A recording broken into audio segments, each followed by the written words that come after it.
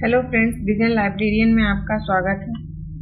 और आज मैं आपके लिए एक टॉपिक लेकर आई हूँ पॉप्सी का, जो यूजीसी नेट के लिए तो मोस्ट इम्पॉर्टेंट है ही, और बाकी लाइब्रेरी साइंस से रिलेटेड जितने भी एग्जाम होते हैं उन सभी के लिए समान रूप से उपयोगी है। पॉप्सी का 2024 यूजीसी नेट में इस बार ये री नेट जो हुआ था उसमें ये पॉप्सी का क्वेश्चन पूछा गया था और काफी डीप क्वेश्चन पूछा गया था। तो चलिए अपन इसको आज पूरा समझते हैं कि पॉप्सी आखिर है क्या। तो सबसे पहले अपन इसका फुल फॉर्म जान लेते हैं। पोस्टुलेटेड बेस्ड परम्यूलेटेड सब्जेक्ट इंडेक्सिंग इसका फुल फॉर्म है। और इसको बनाया किसने था? तो इसको बनाया था गणेश भट्टाचार्य ने। कब बनाया था? तो 1979 में इसको बनाया गया था। इसको बनाने की आवश्यकता क्यों पड़ी, पहले तो ये जान लेते हैं। तो चेन इंडेक्सिंग पहले पढ़ लेते हैं, फिर मैं आपको समझा दूंगी। चेन इंडेक्सिंग की अंतर्निहित कमजोरी वर्गीकरण की एक योजना पर इसकी निर्भरता रही। दूसरी कमजोरी इसकी लुप्त होती चेन थी। इस स्थिति को देखते हुए बेंगलोर के document research centre and training centre के सूचना वैज्ञानिकों ने खुद को इन सीमाओं से दूर रखा, और उन्हीं के प्रयासों का ये पॉप्सी उन्हीं के प्रयासों का नतीजा है। तो सबसे पहले पॉप्सी चेन इंडेक्स की कमजोरियों को दूर करने के लिए पॉप्सी को विकसित किया गया था। ये आप शॉर्ट में समझ लीजिए इसको कि चेन इंडेक्सिंग में जो कमियां थी, इसमें लिखा हुआ है चेन इंडेक्सिंग की अंतर्निहित कमजोरियों को, कमजोरी वर्गीकरण मतलब चेन इंडेक्स में जो कमजोरियां थी उनको देखते हुए ये पॉप्सी डेवलप किया गया था। तो ये पॉप्सी डेवलप किया गया था किसके द्वारा किया गया? डीआरटीसी बेंगलोर के सूचना वैज्ञानिकों ने चेन इंडेक्सिंग की कमजोरियों को दूर करने के लिए पॉप्सी को विकसित किया था। तो किसने विकसित किया था? डीआरटीसी ने विकसित किया था। डीआरटीसी कहाँ पे है? बेंगलोर में है। और चेन इंडेक्स की कमियों को दूर करने के लिए पॉप्सी को लाया गया। अब इसकी श्रेणियों से क्वेश्चन पूछे जाते हैं, तो इसके एक बार श्रेणियां देख लेते हैं कौन कौन सी हैं। तो इसके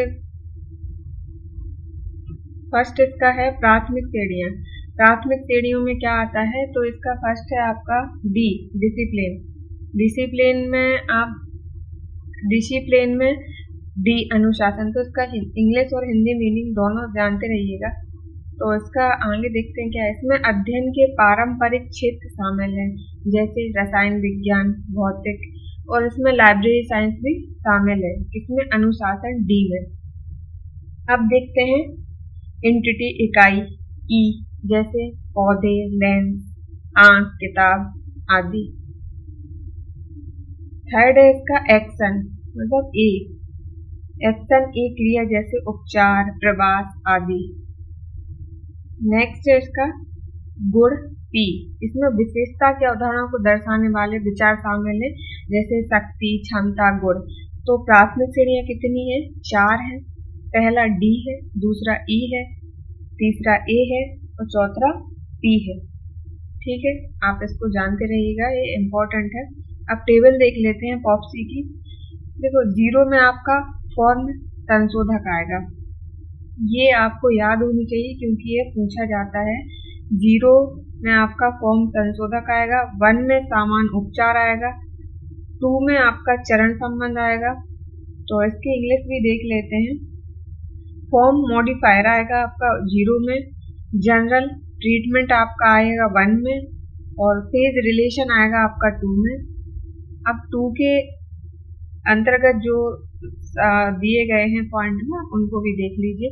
2.1 में आपका सामान्य, 2.2 में आपका पूर्वाग्रह है, 2.3 में आपकी तुलना है, 2.4 में आपकी समानता है, और 2.5 में अंतर है, और 2.6 में अनुप्रयोग है।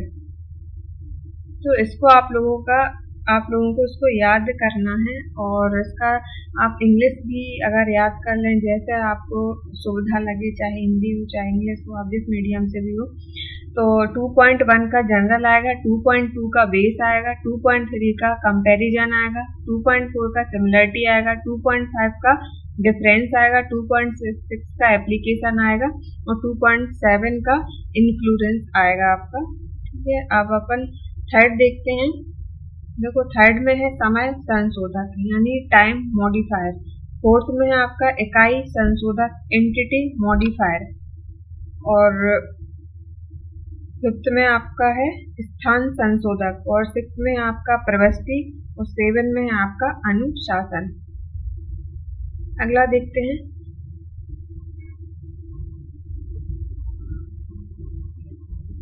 पॉप्सी में चरण या उदाहरण के साथ, पॉप्सी के आप चरण देखते हैं, क्या है इसके चरण। और ये 8 चरण जो है ना, इसको आप लोगों को याद करना है, क्योंकि ये चरण आपसे सीक्वेंस में पूछ लिए जाते हैं कि इसमें कौन सा है कौन सा नहीं है। तो अगर आप इसको जानते रहेंगे और 1-2 बार आप पढ़ेंगे तो आपको आसानी से ये याद हो जाएंगे।